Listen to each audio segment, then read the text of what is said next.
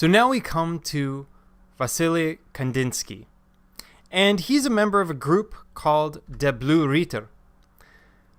And this group is formed in 1911 in Munich by Kandinsky as well as Franz Marc, who we'll get to shortly. They shared an interest in abstract forms and prismatic color, which they felt had spiritual values that could counteract the corruption and materialism of their age. Again, we have that theme: corruption, materialism, ideas that we've already seen from Kirchner, that we're going to see from others as well. The name Blaue Reiter, Blue Rider, refers to a key motif in Kandinsky's work, the horse and rider, which was for him a symbol for moving beyond realistic representation. The horse was also prominent in Marc's work, which centered on animals as symbols of rebirth. So let's talk about Kandinsky himself. He's shaped by ethnographic studies early in life.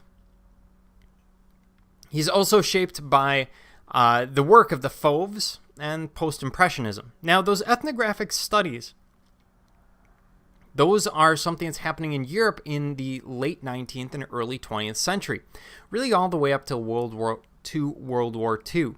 And what they're doing is they're doing these images, these portraits of specific peoples by ethnic group, and they're trying to look for physical characteristics that set people apart, that tell you that they're from a certain ethnic group.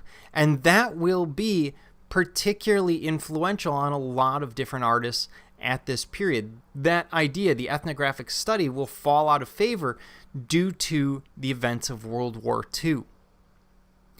Now, Kandinsky is also one of the first to explore complete abstraction through simplification of form, to create a form of visual language.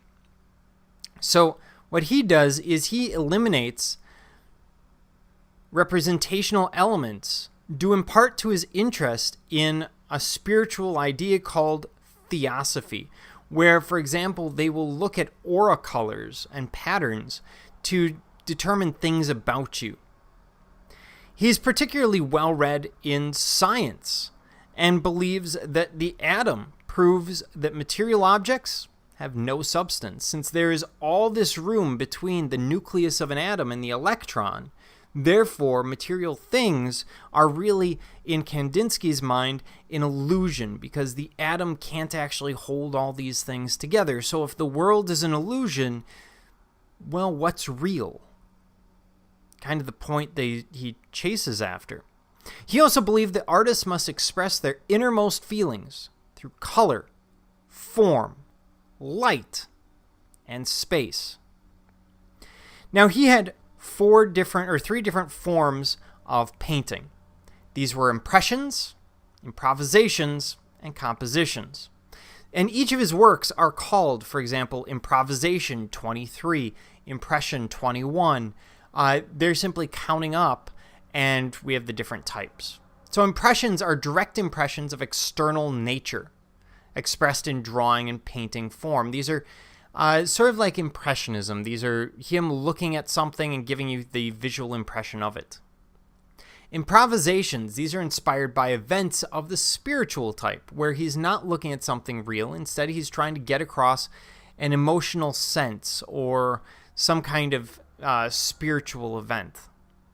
And finally, compositions, works which were less spontaneous than either of the two other categories, because they were shaped and worked out over a series of studies over a long period of time. So you would have a series of improvisations, for example, that might lead to a single composition.